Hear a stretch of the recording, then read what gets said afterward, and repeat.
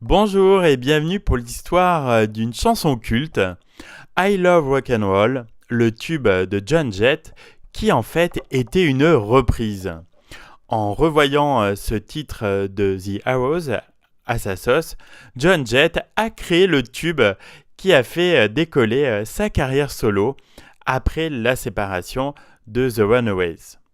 Tout le monde ou presque connaît ce riff de guitare implacable, rapidement suivi d'une voix féminine pleine de rage et de passion. On parle bien évidemment de l'introduction de I Love Rock'n'Roll, sans doute l'un des plus gros tubes de l'histoire de la musique pop-rock. On le doit notamment à John Jett and the Blackhearts, formation menée par John Jett dans les années 80. La chanteuse l'a montée après la séparation des Runaways en 1980. I Love Rock'n'Roll est devenu son hymne, et pourtant, il s'agit d'une reprise. I Love Rock'n'Roll a été enregistré en 1975 par deux membres du groupe The Arrows en réponse au titre It's Only Rock'n'Roll, But I Like It des Rolling Stones. La chanson ne sort qu'en tant que phase B et donne naissance à une série destinée aux adolescents fans de pop, Heroes, diffusée entre 1976 et 1977 au Royaume-Uni.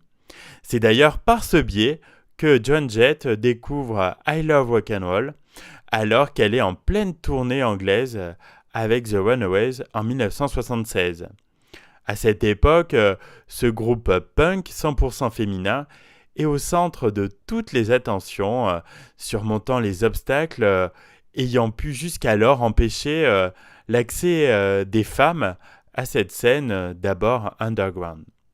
Après la séparation des Runaways, John Jett enregistre une première reprise de I Love Rock'n'Roll avec deux membres des Sex Pistols, Steve Jones et Paul Cook. Malgré cette combinaison quasi idéale, 23 labels rejettent le morceau, finalement accepté par Boardwalk, un petit label.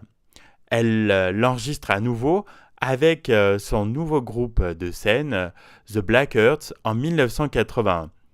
Fidèle à son esprit féministe et sans concession, John Jett change en partie les paroles de la chanson.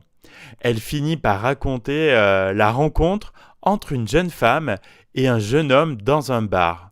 Fan de rock, elle lui demande de lui offrir des chansons au jukebox et de danser avec elle.